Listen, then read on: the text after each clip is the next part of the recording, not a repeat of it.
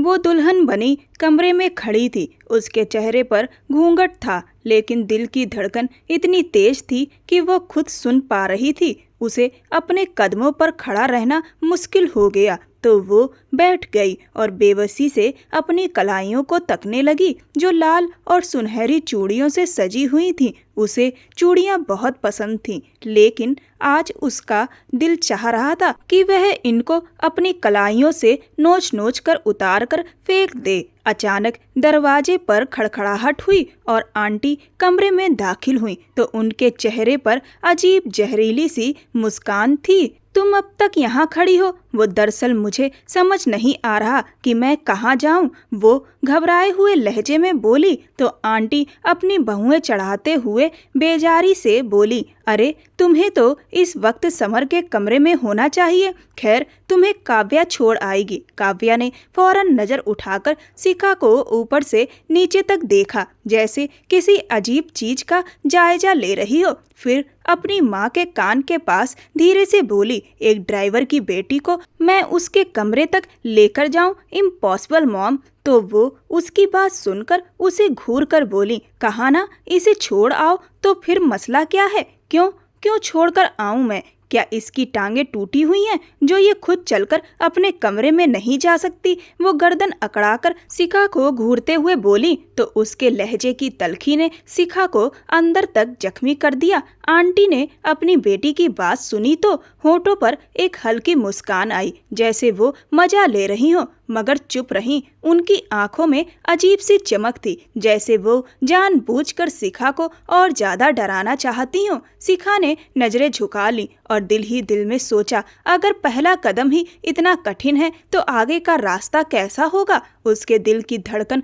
रुकने जैसी हो गई। वो सोचने लगी, जब समर सामने आएगा तब क्या हाल होगा मेरा? इस ख्याल पर ही उसकी रूह कांप गई। दिल चाहा वो जोर जोर से चीखे मारे, मगर आवाज जैसे गले में ही अटक गई। काव्या मन मार कर आगे बढ़ी और घूंघट को जरा सा हटाकर उसका चेहरा देखने लगी और फिर तंज भरे अंदाज में हंसती, वाह कमाल है, एक ड्राइवर की बेटी को दुल्हन बनाकर हमारे सिर पर बिठा दिया गया है। देखो मॉम, कैसी मासूम बनी खड़ी है, जैसे इसे कुछ पता ही ना हो कि अब जाना कहाँ है। आंटी ने आंखें घुमाकर सिर हिलाया। बस कर। उनके होठों पर एक बारीक सी मुस्कुराहट आती और चली जाती रही। शिखा का दिल जोर जोर से धड़क रहा था। उसके गालों पर आंसू बह निकले और हाथ बुरी तरह कांपने लगे। वो सोच रही थी, ये कैसी जिंदगी है जो उस पर थोप दी गई है। बाहर बादल जोर से गरजे, बिजली कड़की और खिड़की के शीशे बज उठे तो शिखा सहम गई। चाची और उनकी बेटी की नजरें बार बार उस पर पड़ती और हर बार उनके लबों पर तंज की लकीरें और गहरी हो जाती। वो सोच में उलझी हुई थी कि अचानक काव्या तल्खी से बोली, तुम चलती क्यों नहीं हो, या फिर तुम्हें उठाकर ले जाएं? शिखा ने खामोशी से उसकी तरफ देखा। तभी आंटी एकदम से बोली, शिखा जाओ बहू। उनके लहजे की मीठी मगर जहर भरी नरमी ने शिखा के दिल को और परेशान कर दिया। उसने धीरे धीरे काव्या के पीछे अपने कदम बढ़ाए और समर के कमरे के करीब आते ही शिखा को लगा कि काश जमीन फट जाए और वो उसमें समा जाए। उसके कदम बोझिल थे, दिल में कई तरह के डर और बहम कि बस अभी कुछ बुरा होने वाला है। वो जानती थी कि यह शादी उसके लिए खुशी नहीं बल्कि सजा है और अब इस सजा का पहला दरवाजा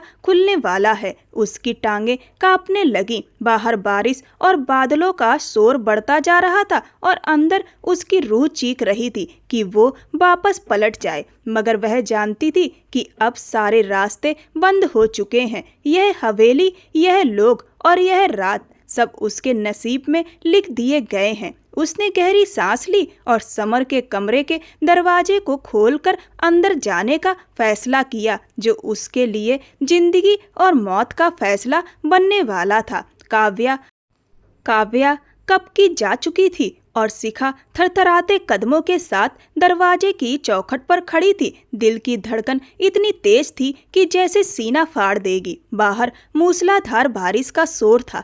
बादल जोर जोर से गरज रहे थे और बिजली बार बार आसमान को चीरकर कमरे की दीवारों को हिला रही थी। ऐसे में उसका घूंघट बार बार खिसक रहा था, जिसे उसने चेहरे से हटा दिया। उसने धीरे से दरवाजा धकेला। कमरे में आधा अंधेरा छाया हुआ था। खिड़की खुली थी। जब भी बिजली चमकती तो कमरे में पल भर के लिए उजाला हो जाता। उसने फटाफट लाइट ऑन की और फिर लंबी खिड़कियों पर पर्दे गिरा दिए तो उसे लगा जैसे अचानक कमरे में थोड़ा सुकून आ गया हो। वो नजरें घुमाकर देखने लगी। समर कमरे में नहीं था, मगर उसे ऐसा लग रहा था जैसे कमरे की दीवारें उसे घूर रही हों। दिल में अजीब सी घबराहट होने लगी कि बस अभी समर आ जाएगा कि तभी अचानक जोरदार धमाके के साथ दरवाजा खुला और शिखा का दिल कांप उठा। दरवाजे पर समर ही खड़ा था और उसे अजीब नजरों से घूर रहा था, जैसे उसे निगल जाएगा। वो सहम गई। उसने दरवाजा जोर से बंद किया और समर आहिस्ता आहिस्ता कदम बढ़ाता हुआ उसके करीब आने लगा। शिखा गैर इरादतन पीछे हटना चाहती थी, मगर पीछे दीवार थी जिसने उसके तमाम भागने के रास्ते बंद कर दिए। वो घबराकर उसे देखने लगी। समर उसके सामने आकर रुक गया तो उसकी तेज सांसें शिखा के चेहरे से टकराने लगी। उसने डर के मारे मुंह फेर लिया। तभी समर भारी आवाज में बोला, तुम तो दुल्हन के लिबास में बहुत खूबसूरत लग रही हो। मैंने इस हवेली में आज तक ऐसी दुल्हन नहीं देखी। शिखा ने नजरें झुका ली, दिल पर काबू पाने की कोशिश की, मगर आंसू गालों पर बह निकले, लेकिन वो चुप रही। समर ने उसका हाथ पकड़ लिया तो भरी कलाइयों में चूड़ियों की झंकार गूंज उठी। शिखा ने हाथ छुड़ाने की कोशिश की, लेकिन उसकी पकड़ मजबूत थी। वो उसकी चूड़ियों पर हाथ फेरने लगा तो शिखा को ऐसा लगा जैसे उसके पूरे बदन में चींटियां दौड़ रही हों और कांपती आवाज में कहा, अपनी हद में रहो समर। समर ने आंखें उस पर गाड़ दी और धीरे से बोला, हद क्या होती है शिखा?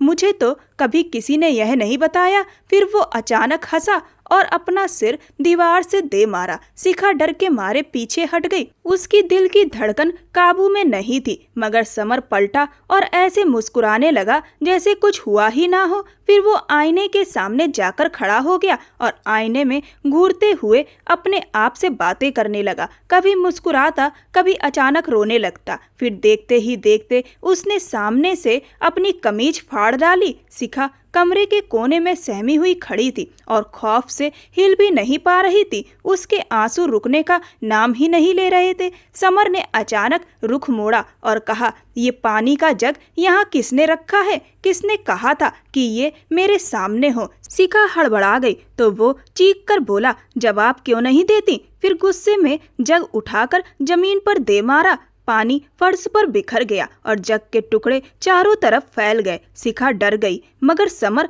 हंसता हुआ उसके करीब आया। उसने शिखा का दुपट्टा खींचकर जोर से झटका तो शिखा रो पड़ी। समर ने तंजिया अंदाज में कहा, ये चूड़ियों की आवाज मुझे पागल कर देती है, और फिर एक एक करके उसकी कलाई की चूड़ियां तोड़ डाली। ऐसे में कई चूड़ियां उसकी कलाई में धंस गईं और वो जख्मी हो गई। शिखा ने सिसकी भरी। समर ने खून की नन्ही सी बूंद अपनी उंगली पर लगाई और पागलों की तरह हंसते हुए बोला, देखा शिखा, ये रंग तुम पर कितना जचता है। उसकी हंसी कमरे के सन्नाटे को चीर रही थी। फिर वो अचानक तकिया उठा लाया और ऐसे कमरे में उछालने लगा जैसे किसी दुश्मन से कुश्ती कर रहा हो। शिखा ने आंखें जोर से मीच ली और सोचा, क्या इसे सुहाग रात कहते हैं? वो रात जो जवान होती है, हर लड़की का ख्वाब होती है, वो यूं भी बर्बाद हो सकती है। उसने ऐसा सोचा भी नहीं था। बाहर बारिश और तेज हो गई, मगर ये रात उसकी जिंदगी की सबसे भयानक रात बन चुकी थी। वो वहां से निकलना चाहती थी, मगर समर ने दरवाजा लॉक करके चाबी अपनी पैंट की जेब में डाल ली और उसे अपने साथ सोने को कहा तो शिखा भागकर बाथरूम में घुस गई और दरवाजा अंदर से बंद कर लिया। समर जोर जोर से दरवाजा पीटने लगा तो शिखा ने अपने कानों पर हाथ रख लिए और चीखने लगी। उसकी चीखें सुनकर समर अचानक पीछे हट गया। न जाने कितनी देर तक शिखा बाथरूम के फर्श पर बैठी अपने नसीब को कोसती रही। फिर उठकर दरवाजे पर कान लगाकर कमरे की आवाजें सुनने की कोशिश की। उसे लगा अब वहां ठीक ठाक सन्नाटा है। उसने धीरे से दरवाजा खोला तो यह देखकर हैरान रह गई कि समर गहरी नींद में सो चुका था। वो दबे कदमों कमरे में आई और अटैची से अपना कॉटन का सूट निकालकर पहन लिया। फिर खिड़की के पास रखे सोफे पर लेट गई, मगर नींद तो जैसे गायब थी। सुबह की पहली किरण खिड़की से सीधे उसके चेहरे पर पड़ी तो उसने झटके से आंखें खोल दी, मगर शिखा को लगा जैसे उसकी जिंदगी में रोशनी नाम की कोई चीज अब बाकी ही नहीं रही। वो पूरी रात डर और खौफ के साए में जागती रही थी। पलकों पर बोझ था, मगर नींद का एक लम्हा भी नसीब नहीं हुआ। उसने आंखें बंद की तो समर की पागल आंखें और उसके भयानक ठहाके कानों में गूंजने लगे। उसने तुरंत आंखें खोल दी और सीधी होकर बैठ गई। सुबह के उजाले ने कमरे का अंधेरा तो कम कर दिया था, मगर शिखा की जिंदगी के अंधेरे और गहरे हो गए थे। वो सोच रही थी अगर पहली ही रात ऐसा हाल है तो अपनी पूरी जिंदगी उसके साथ कैसे गुजारेगी। उसका दिल चाहा कि पापा के गले लगकर फूट फूट कर रोए, मगर पापा तो हवेली के कर्ज तले दबे हुए थे। वो चाहकर भी उसकी मदद नहीं कर सकते थे। उन्होंने ये कर्ज उसकी अम्मा की बीमारी में लिया था। अम्मा तो बच नहीं सकी और जल्दी ही इस दुनिया से चली गई, लेकिन हवेली का यह कर्ज उसके पापा की जान का बोझ बन गया। सुबह शाम समर के चाचा चाची उसके पापा को तंग करने लगे। इसी के नतीजे में उन्होंने समर जैसे पागल का रिश्ता अपनी बेटी की गर्दन का फंदा बना लिया। इसके अलावा उनके पास कोई और चारा भी नहीं था। शिखा अचानक अपने ख्यालों से चौंकी। जैसे ही उसकी नजर समर पर पड़ी तो देखा कि वो उठ चुका था और सीधे उसी की तरफ देख रहा था। उसकी आंखों में अजीब सी चमक थी। अचानक वो उठा तो शिखा का दिल डर से जोर से धड़कने लगा। अब ये क्या करने वाला है? उसने अपने सीने पर हाथ रखकर सोचा। समर ने अखबार उठाया। उसने पन्ने तेजी से पलटने शुरू किए और ऊंची आवाज में पढ़ने लगा। फिर अचानक अखबार फाड़ना शुरू कर दिया। उसके टुकड़े हवा में उड़ने लगे और शिखा का दिल कांप उठा। समर जोर जोर से चीखने लगा, देखो ये सब मेरे खिलाफ लिखा जा रहा है। ये लोग मुझे पागल साबित करना चाहते हैं। तुम देख रही हो ना शिखा, तुम भी इनके साथ हो, तुम भी मेरी दुश्मन हो। शिखा उसकी बातें सुनकर बुरी तरह परेशान हो गई। कुछ पल तो मुझे सुकून दे दो। उसकी आंखें नम हो गईं, होंठ कांप उठे। वो कुछ बोलना चाहती थी, मगर शब्द गले में ही अटक गए। समर की चीख पुकार से कमरे का माहौल और भी डरावना हो गया। वो कभी अखबार को जोर जोर से जमीन पर पटकता, कभी टुकड़े उठाकर खिड़की से बाहर फेंक देता। शिखा को लगा यह शोर उसकी पूरी जिंदगी का हिस्सा बना रहेगा। थोड़ी देर बाद नाश्ते का वक्त हुआ तो शिखा को याद आया कि उसने तो कल रात से कुछ नहीं खाया था और अब उसे बहुत तेज भूख लग रही थी। समर तो कमरे से जा चुका था। यही वजह थी कि वो थोड़ी देर सुकून से बैठ सकी, लेकिन ड्राइंग रूम में जाने के ख्याल से ही उसके कदम रुकने लगे। फिर भी वो भारी मन से धीरे धीरे ड्राइंग रूम की तरफ बढ़ी, जहां सब लोग जमा थे। समर भी पहले से ही कुर्सी पर बैठा था। चेहरे पर गंभीरता थी, मगर आंखों में वही पागलपन झलक रहा था जो रात भर उसने देखा था। शिखा ने रात के सारे ख्याल झटक दिए और ब्रेड का छोटा सा टुकड़ा उठाकर मुंह में रखा ही था कि अचानक समर ने अपनी प्लेट जोर से जमीन पर पटक दी। प्लेट टूटने की आवाज पूरे डाइनिंग रूम में गूंज उठी और वहां एकदम सन्नाटा छा गया। सब एक दूसरे को हैरानी से देखने लगे, जबकि शिखा शर्म से जमीन में गड़ी जा रही थी। समर अपने इस करतूत पर जोर जोर से हंसने लगा, फिर रोटी के टुकड़े हाथ में लेकर दीवार पर फेंकने लगा। सभी के चेहरों पर नापसंदगी साफ झलक रही थी, बस समर के दादा को छोड़कर। वो तुरंत उठे और समर को काबू में किया। तभी उसकी चाची बोल उठी, इस पागल को डाइनिंग रूम में आने की इजाजत ही नहीं होनी चाहिए। पूरा नाश्ता खराब कर दिया इसने। उन्होंने यह बात शिखा की तरफ देखकर ऐसे कही जैसे उसे डाइनिंग रूम में लाने की जिम्मेदारी उसी की हो। इतने में समर ने उंगली शिखा की तरफ उठाई और जोर से बोला, मेरी तबीयत इसके आने के बाद ही ज्यादा खराब हुई है, ये मनहूस है। सबने चौंक कर शिखा की तरफ देखा तो शिखा शर्म से अपनी उंगलियां मरोड़ने लगी। तभी काव्या ने धीमी आवाज में अपनी माँ के कान में कहा, देखा माँ, मैंने कहा था ना, ये सब इसी लड़की की मनहूसियत है। शिखा के आंसू अंदर ही अंदर बहने लगे, मगर वो सबके सामने कुछ भी ना कह सकी। समर के दादा ने जबरदस्ती उसे नाश्ता करवाया तो सब लोग भी चुपचाप नाश्ता करने लगे, लेकिन शिखा के गले से एक निवाला भी नीचे ना उतरा। अचानक समर की चाची ने हल्की सी खांसी की और बड़े हमदर्दी भरे मगर तंजिया लहजे में धीरे से बोली, ताकि समर के दादा ना सुन पाएं, तुम नाश्ता क्यों नहीं कर रही? नाश्ता करो, ये तो अब रोज का तमाशा है। अमीर घर देखकर ही तुम्हारे बाप ने तुम्हें यहाँ ब्याह दिया और पैसे बटोर लिए। अपने पिता का नाम सुनते ही शिखा ने शिकायती नजरों से पलके उठाकर चाची की तरफ देखा तो उनके चेहरे पर साफ तंजिया मुस्कान थी, जिसने शिखा के दिल को छलनी कर दिया। वो अभी वहां से उठने ही वाली थी कि अचानक समर उसके करीब आ गया और उसे जबरदस्ती पकड़कर कमरे की तरफ ले जाने लगा। शिखा एकदम से बौखला गई। सब लोग यह मंजर देख रहे थे, केवल दादा के बाकी सबके चेहरों पर दबी दबी मुस्कुराहट थी। शिखा ने झटके से अपना हाथ छुड़ाया और तेजी से भागते हुए छत पर चली गई। छत का दरवाजा बंद करके वहीं बैठकर फूट फूट कर रोने लगी। उसके लिए हर लम्हा सख्त बन चुका था।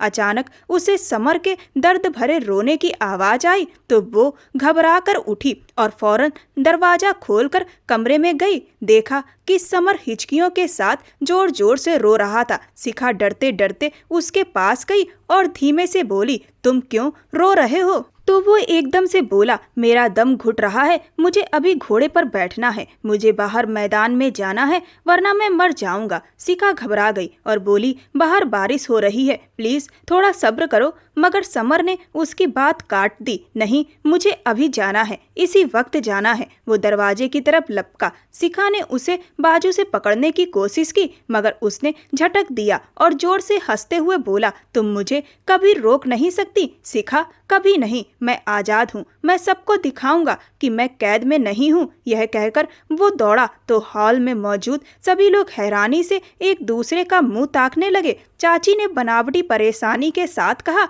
अरे कोई समर को रोके, मगर उनके लहजे में जरा सी भी हमदर्दी नहीं थी। काव्या ने कहा, मॉम, ये सब शिखा की वजह से है। जब से ये आई है समर का पागलपन और बढ़ गया है। शिखा का दिल और ज्यादा टूट गया। वो सोच रही थी कि इन सब में मेरी क्या गलती है, मैं तो खुद सजा भुगत रही हूँ। समर दरवाजे पर जा खड़ा हुआ और पागलों की तरह हंसने लगा, जैसे बाहर के तूफान को चुनौती दे रहा हो। शिखा की आंखें नम हो गई। बादल फिर से गरजने लगे। हल्की हल्की बारिश हो रही थी, मगर इतने खूबसूरत मौसम में भी उसके दिल का बोझ जरा भी कम नहीं हो पाया। शादी के बाद का हर लम्हा उसके लिए नई यातना और नया डर लेकर आ रहा था, और वो जानती थी कि ये तो बस शुरुआत है। थक हार कर वो सोफे पर बैठ गई और खिड़की से बाहर देखने लगी, जहां से बारिश का नज़ारा बहुत अच्छा लग रहा था, मगर उसका दिल तो बस रोने को चाह रहा था। कल रात से अब तक वो कई बार रो चुकी थी।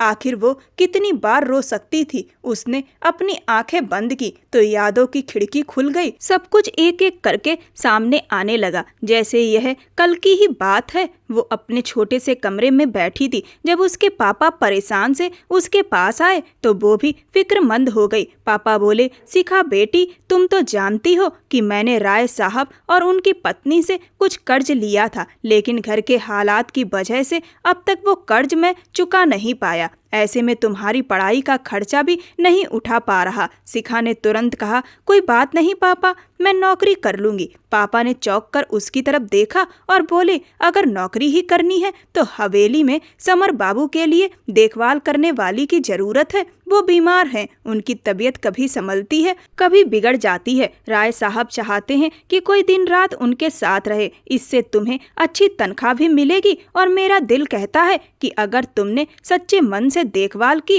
तो शायद राय साहब कर्ज भी माफ कर दें। शिखा जानती थी कि पापा की परेशानी एक कड़वी हकीकत है। शिखा ने अभी सेकंड ईयर पूरी की थी। दिल में ख्वाहिश थी कि आगे पढ़ाई करे, यूनिवर्सिटी जाए, लेकिन गरीबी ने उसकी ख्वाहिश का गला घोट दिया था। फिर पापा ने पूछा, तो तुमने क्या सोचा? अगर तुम हामी भरो तो मैं आज ही राय साहब से बात कर दूंगा। शिखा खामोशी से सर झुका बैठी, मगर उसके दिल में हलचल मच गई कि इतने बड़े घर में नौकरी और इतने बड़े खानदान के बेटे की देखभाल क्या वह कर पाएगी? उसने डरते डरते कहा, पापा यह सब मेरे बस की बात नहीं। वो लोग बहुत अमीर हैं, हम उनके सामने क्या हैसियत रखते हैं, और फिर लोग क्या कहेंगे? उसके पापा ने शिखा के सर पर हाथ रखा। बेटी, लोग कुछ ना कुछ कहते ही रहेंगे, इसे किस्मत का तोहफा समझो, वरना घर से बाहर जाकर नौकरी करना कोई आसान काम नहीं है। मैं भी सारा दिन इधर विधर व्यस्त रहता हूँ, तो हर वक्त ध्यान तुम्हारी तरफ और घर की तरफ लगा रहेगा। मेरे लिए बहुत मुश्किल बन जाएगी। और देखो ना, तुम्हारी और मेरी नौकरी एक ही जगह पर होगी तो मुझे भी सहूलत होगी। अगर मजबूरी ना होती तो शायद मैं तुम्हारे सर का बाल भी किसी को देखने ना देता। अपने मजबूर पापा की बातें सुनकर शिखा की आंखों में आंसू आ गए। उसने दिल ही दिल में फैसला कर लिया कि अगर उसके पापा के कंधों का बोझ हल्का हो सकता है तो वह यह कदम उठाएगी। उसी शाम वो हवेली में नौकरी के लिए चली गई। हवेली में कदम रखते ही उसे अजीब सा बोझ महसूस हुआ। ऊंची ऊंची दीवारें, बड़े बड़े कमरे और सख्त नजरें डालने वाले चेहरे देखकर वह परेशान हो गई। सबसे ज्यादा काव्या की आंखों में घमंड झलक रहा था, जो शुरू से ही उसे नीचा दिखाने के मौके ढूंढती रहती थी। लेकिन इस हवेली में समर के दादा का व्यवहार और लगाव देखकर शिखा हैरान रह गई। इन्हीं की वजह से उसने यह नौकरी स्वीकार भी कर ली।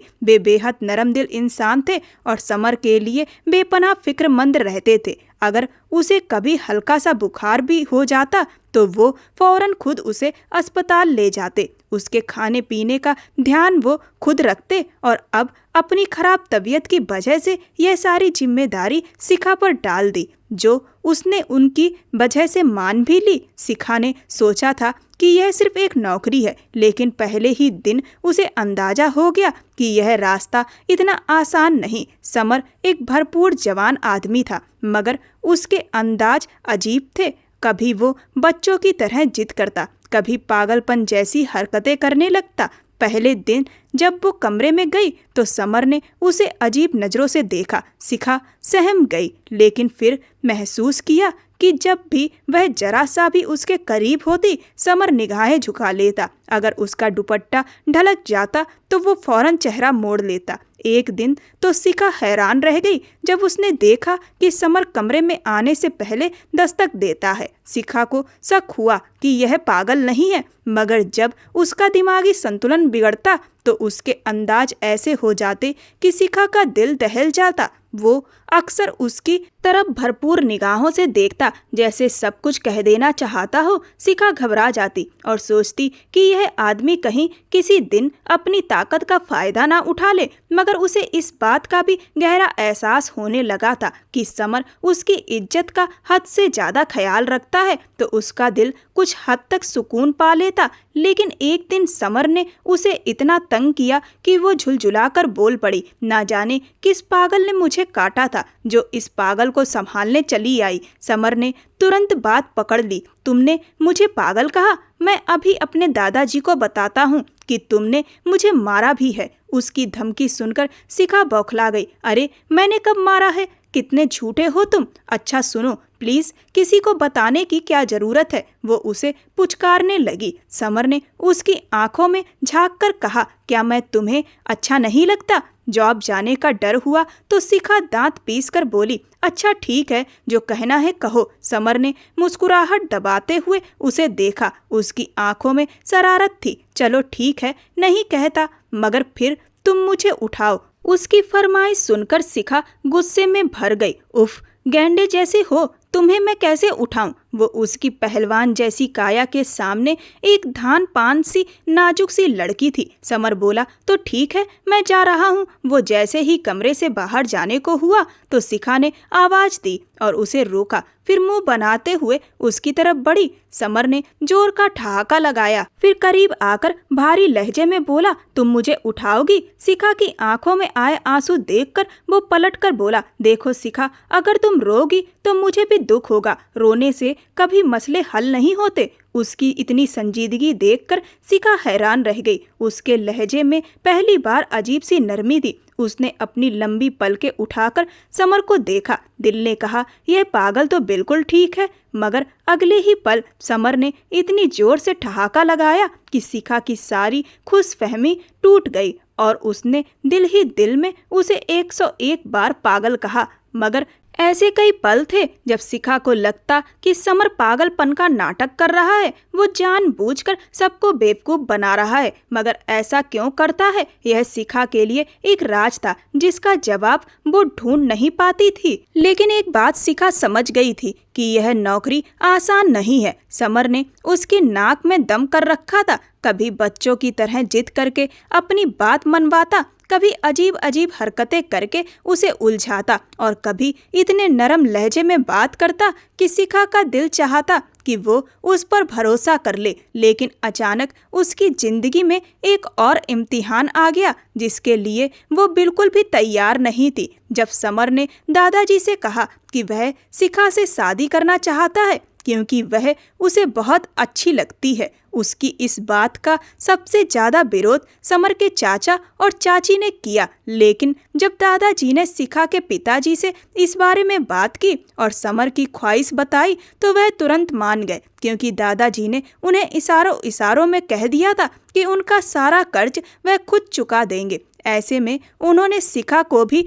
मना लिया। अब वह केयर टेकर की बजाय समर की पत्नी के तौर पर हवेली में अपनी जिम्मेदारियां निभा रही थी, जहां कदम कदम पर उसके सब्र और हिम्मत और उसके हौसले का इम्तिहान लिया जा रहा था। वक्त गुजरने के साथ उसे एहसास हुआ कि उसकी शादीशुदा जिंदगी तो नौकरी से भी ज्यादा कठिन है, मगर वह अपनी मजबूरी के चलते इस रिश्ते से भी नहीं निकल सकती थी। जब तक वो समर की देखभाल करने वाली थी तब तक हवेली के हर सदस्य और उनका रवैया किसी हद तक बर्दाश्त के काबिल था। लेकिन जैसे ही उसकी नौकरी की सूरत बदल गई और वह बहू बनकर घर में आई, हवेली का हर शख्स केवल दादाजी के अलावा उसे निशाना बनाने लगा। हर कदम पर ताने, हर बात पर इल्जाम और हर नज़र में तिरस्कार उसे सहना पड़ता था। सबसे ज्यादा चाची की आंखों में जहर भरा रहता। वो हर वक्त मौका ढूंढती रहती कि किसी न किसी तरह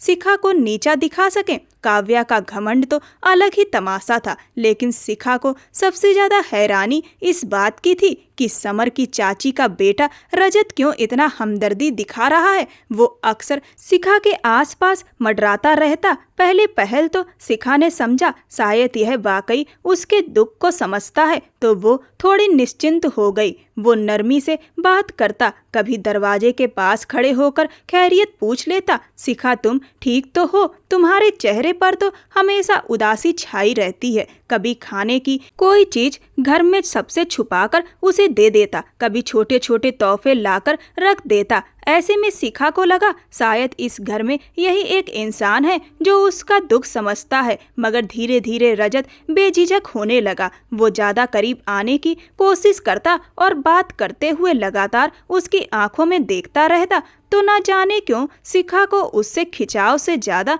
एक अजीब सी उलझन होने लगी। एक रोज उसने धीमे स्वर में कहा, तुम्हारी जिंदगी तो बर्बाद कर दी ना उन्होंने, एक पागल के हवाले करके। मगर फिक्र मत करो, मैं हूं ना तुम्हारे साथ। शिखा चौंक गई। उसने फौरन नजरें झुका ली और पीछे हट गई। दिल में एक डर सा जागा, मगर वो कुछ कह ना सकी। एक दिन रजत मौका पाकर उसके कमरे में आ गया और दरवाजा बंद कर लिया। शिखा जो अपने बिस्तर पर लेटी थी अचानक हड़बड़ाकर उठ बैठी। उसे रजत का यह रवैया बिल्कुल भी अच्छा नहीं लगा और वह गुस्से में बोली, रजत जी। आज उसकी आंखों में गंदगी साफ झलक रही थी। वो शिखा के और करीब आया और बोला, तुम्हें डरने की जरूरत नहीं, देखो ना, तुम्हें समझने वाला कोई तो होना चाहिए। यह कहकर उसने शिखा के कंधों पर हाथ रख दिए। शिखा के चेहरे पर हवाइयां उड़ने लगी और वो पीछे हटने लगी, मगर रजत ने रास्ता रोक लिया। उसकी आंखों में बुराई नाच रही थी। शिखा ने उसे थप्पड़ मारना चाहा तो उसने झट से शिखा का हाथ पकड़ लिया और शिखा चीख उठी। उसी पल कमरे का दरवाजा जोर से खुला। समर अंदर आया। अपने कमरे में रजत को देखकर उसके चेहरे पर गुस्से की आग बरसने लगी। उसने रजत का बाजू मजबूती से पकड़ा और इतनी जोर से झटका कि वो लड़खड़ा गया। समर ने भारी लहजे में कहा, शिखा से दूर रहना। तुमने इसे हाथ लगाने की सोची भी कैसे? वो मेरी है, सिर्फ मेरी। उसकी तेज आवाज सुनकर रजत डर के मारे जमीन पर गिर पड़ा। शिखा कोने में सहमी खड़ी थी, मगर उस पल समर को अपने बचाव में खड़ा देखकर उसके दिल का हाल ही बदल गया। उसे पहली बार अपना आप इतना सुरक्षित लगा कि उसका दिल खुशियों से भर गया। रजत हकलाते हुए बोला, भाई इतना गुस्सा मत करो वरना आपकी तबीयत खराब हो जाएगी। रजत कपड़े झाड़कर खड़ा हुआ तो समर ने उसे फिर जोरदार धक्का दिया और वो जमीन पर जा गिरा। अब रजत भी गुस्से में आ गया और समर को धमकाने लगा, अगर अब तुमने मुझे हाथ लगाया तो मैं तुम्हारे हाथ तोड़ दूंगा। इससे पहले ही समर ने पास रखा गुलदस्ता उठाकर उसके सिर पर दे मारा और वो लहूलुहान हो गया। इससे पहले कि समर उसे और मारता, शिखा ने फौरन समर को रोका। बस करो समर, क्या कर रहे हो? समर का ध्यान जरा सा भटका और यह मौका रजत के लिए काफी था। वो फौरन बाहर भाग निकला। उसे बाहर भागता देखकर समर गुस्से में उसके पीछे जाने लगा कि तभी शिखा ने उसे कसकर पकड़ लिया। समर बुरी तरह से हाफ रहा था। ना जाने क्यों शिखा की आंखों में आंसू आ गए, लेकिन आज ये आंसू खुशी के थे। समर जैसा भी है उसकी इज्जत का रखवाला है, यह एहसास उसके लिए काफी था। समर, तुमने मुझे बचा लिया, वो उसके कंधे पर सिर रखकर बोली तो समर जोर जोर से हंसते हुए बोला, मैं भला एक पागल किसी को क्या बचा सकता हूँ? वो मासूमियत से बोला तो शिखा के दिल को चोट सी लगी। उसने पहली बार समर के गालों पर अपने दोनों हाथ रखकर उसका चेहरा अपनी तरफ किया और कहा, तुम दुनिया के लिए पागल हो, मेरे लिए नहीं। मेरे लिए तुम मेरे सब कुछ हो। वो इंसान जो जानता है कि इज्जत कैसे बचाई जाती है, मोहब्बत कैसे निभाई जाती है। समर की आंखों में हैरत उतर आई। वो धीरे से बोला, तुम्हें क्या हो गया? क्या तुम अब मुझसे तंग नहीं होगी? शिखा पहली बार खुलकर हंसी। नहीं, कभी नहीं। क्यों? समर ने हैरानी से पूछा। शिखा मुस्कुराते हुए बोली, क्योंकि तुम मेरे पति हो, मेरे रखवाले। समर की आंखें फैल गईं। वो सामने बैठी उस लड़की को ताकता रह गया जिसकी पलकों पर आंसू और होठों पर मुस्कुराहट थी। समर की आंखों में भी नमी उतर आई। उस पल शिखा को लगा कि वो पागल नहीं है बल्कि दुनिया का सबसे मजबूत इंसान है और यही एहसास उसके दिल में एक मजबूत रिश्ता बना गया। जब रजत वाला वाकया हुआ तो शिखा ने एक बात बहुत शिद्दत से नोट की थी कि चाची और काव्या का बर्ताव उसके साथ अचानक बहुत दोस्ताना हो गया था। कहाँ तो उनके ताने और तंज अक्सर उसे मुंह पर ही ड्राइवर की बेटी कहकर बुलाना, और कहाँ अब वही लोग उसके लिए खाना तक उसकी मर्जी का बनाने लगे, उसे एक प्रिंसेस की तरह ट्रीट करने लगे। तो शिखा हैरान रह गई। वो हर वक्त साए की तरह उसके साथ साथ रहते। यह बदलाव सिर्फ उसने ही नहीं बल्कि दादाजी ने भी महसूस किया और खुशी जताते हुए इसका सारा श्रेय शिखा को दिया। तो शिखा खुद को हवाओं में उड़ता हुआ महसूस करने लगी। लेकिन ना जाने क्यों समर उन दिनों बहुत ज्यादा सख्त और हद से बढ़कर संवेदनशील हो गया था। जब भी शिखा चाची और काव्या की तारीफ करती तो समर उसे बुरी तरह से टोक देता और झगड़ने लगता। शिखा समझ नहीं पा रही थी कि समर का रवैया इतना बदल क्यों गया है, जबकि अब तो सब कुछ बेहतरी की तरफ जा रहा था। एक दिन वो कमरे में जाने ही लगी थी कि चाची ने उसे रोका। शिखा, रुको, और काव्या, यह दूध का गिलास पकड़ो, जरा समर को दे आओ। शिखा बोली, जी मैं दे दूंगी, मैं तो कमरे में ही जा रही हूँ। चाची ने तुरंत टोका, अरे नहीं, तुम अभी कमरे में मत जाओ, किचन में मैंने पनीर निकाला है, उसका पराठा बनाना है। आज ससुर जी की खास फरमाइश है, तुम पनीर का पराठा बना सकती हो ना? शिखा ने कहा, जी हाँ, क्यों नहीं। चाची बोली, हाँ तो ठीक है, अच्छा सा बनाना, लेकिन पहले यह दूध पी लो। सारा दिन समर के आगे पीछे घूमती रहती हो, थक गई होगी, उसके बाद यह पराठा बनाना, बाकी काम काव्या देख लेगी। शिखा ने हामी भरते हुए कहा, जी मैं अभी बनाती हूँ। चाची फिर बोली, हाँ पहले दूध तो पियो। हालात ऐसे थे कि वो इनकार नहीं कर सकती थी। दूध का गिलास थामे उसकी नज़र खिड़की की तरफ गई तो वहां खड़े समर को देखकर उसे हैरत हुई कि वह अंदर आने की बजाय वहीं खड़ा है और उसे इशारा करते हुए दूध पीने से मना कर रहा है। उसकी आंखों में ऐसा खौफनाक इशारा था कि शिखा लम्हे भर को जम गई। एक तरफ चाची का दबाव और दूसरी तरफ समर की आंखों की चेतावनी। वो सोचने लगी, आखिर वो मुझे क्यों रोक रहा है। उसने धीरे से कहा, अच्छा मैं पीती हूँ, पहले वॉशरूम से हो आऊं। और दूध का गिलास मेज पर रख दिया तो चाची निश्चिंत हो गईं। उनके जाते ही समर उसके पास आया और उसे गहरी नजरों से घूरते हुए बोला, चलो सवाल मत करना। फिर टेबल से गिलास उठाया और खामोशी से शिखा को लेकर गाड़ी में बैठा। पूरे सफर में शिखा बिल्कुल खामोशी से बैठी रही।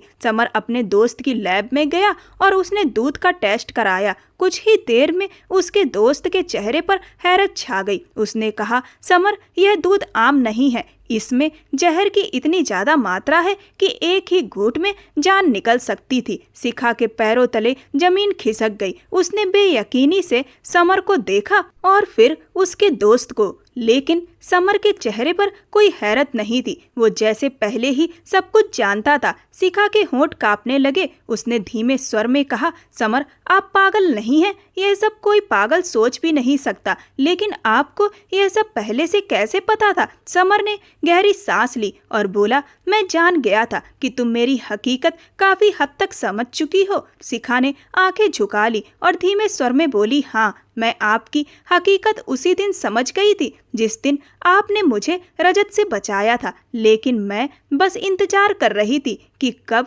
आप मुझे खुद अपनी हकीकत से रोशन करा दें। मैं तुम्हें अपनी हकीकत इसलिए नहीं बता रहा था क्योंकि तुमसे शादी के बाद हवेली में खतरा बढ़ गया था, इसीलिए मैं मौके का इंतजार कर रहा था। मेरे चाचा और चाची मेरे पिता के कातिल है, क्योंकि यह जो तुम हवेली और जमीनें देख रही हो, यह सब पापा ने अपनी मेहनत से बनाया था और एक लौता वारिस होने की वजह से यह सब मुझे मिलना था। लेकिन चाचा और चाची को यह सब बर्दाश्त नहीं था। उन्होंने पहले पापा को अपने रास्ते से हटा दिया और फिर माँ को। उसके बाद फिर मुझे मानसिक तौर पर कमजोर करने के लिए ऐसी दवाइयाँ दी कि मैं पागल जैसा हो जाऊं। पर ये लोग ये नहीं जानते थे कि मुझे इन पर शक था और उनकी साजिशों को समझने के लिए मैंने पागलपन का नाटक रचा। और मुझे शक था कि पापा की मौत में इन्हीं लोगों का हाथ था, मगर मेरे पास सबूत नहीं था, इसीलिए मैं कुछ नहीं कर पाया। अब सबूत मुझे मिल गया है,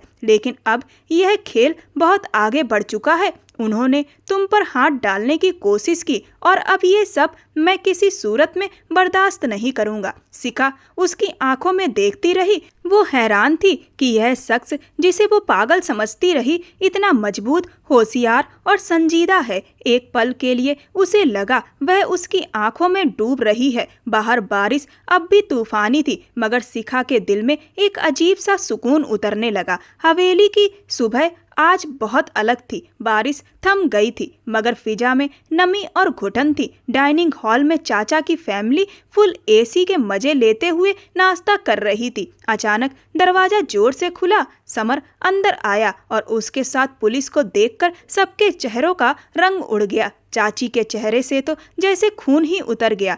पुलिस के एक अफसर ने मेज पर दूध का गिलास रखा और कहा, हमने इसका टेस्ट कराया है, रिपोर्ट में साफ लिखा है कि इसमें जहर है। हॉल में सन्नाटा छा गया। दादाजी के चेहरे पर दर्द और गुस्सा साफ झलक रहा था। चाची को लगा उसका राज अब खुल चुका है, तो उसने झट से अपनी जान बचाने के लिए कहा, यह सब मेरे पति ने कहा था, इन्होंने ही मुझे करने को कहा, मैं तो बस इनके कहने पर चली। चाचा का मुंह हैरत से खुला रह गया। यह क्या बकवास कर रही हो? अपनी करतूत मेरे गले मत डालो, इससे पहले कि वो दोनों आपस में उलझते। पुलिस अफसर ने दोनों को दबोच लिया। लेकिन उसी वक्त समर आगे बढ़ा और सख्त आवाज में बोला, याद है एक रात अचानक मेरे पिताजी की मौत हो गई थी। वो बिल्कुल सेहतमंद थे। सबने कहा दिल का दौरा पड़ा, लेकिन मैं जानता था यह तुम लोगों की करतूत है। आज तुम्हारे अपने मुंह से सच निकल गया। चाची गुस्से में चिल्ला उठी, हाँ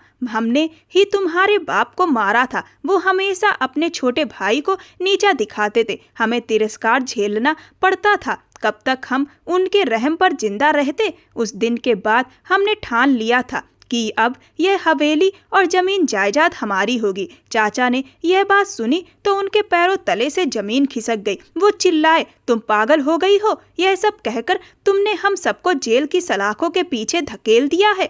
तो चाची एकदम अकड़कर बोली, मुझे क्यों जेल होगी? जहर तुमने अपने भाई को दिया था। यह सुनकर चाचा अपना सिर दोनों हाथों से पकड़कर वहीं बैठ गए। पुलिस ने उसी वक्त उनकी सारी बात रिकॉर्ड कर ली और फिर उन्हें गिरफ्तार कर लिया गया। काव्या और उसका भाई एक कोने में सहमे खड़े कांप रहे थे। पुलिस चाचा और चाची को हथकड़ियां लगाकर ले गई। उनकी चीखें, शोर और एक दूसरे पर इल्जाम लगाने की आवाजें हॉल में गूंजती रहीं। दादाजी की आंखों में आंसू आ गए। शिखा आगे बढ़कर उन्हें तसल्ली देती हुई कमरे में ले गई। दादाजी को कमरे में छोड़ने के बाद वह वापस समर के कमरे में आई। अब हवेली में पहली बार सुकून उतर आया। समर ने शिखा की तरफ देखा। उसकी आंखों में एक अजीब सी चमक थी, जैसे बरसों का अंधेरा मिट चुका हो। वो धीरे धीरे शिखा के करीब आया और बोला, शिखा, तुम जानती हो मैं किसके लिए जिंदा रहा? शिखा ने पूछा,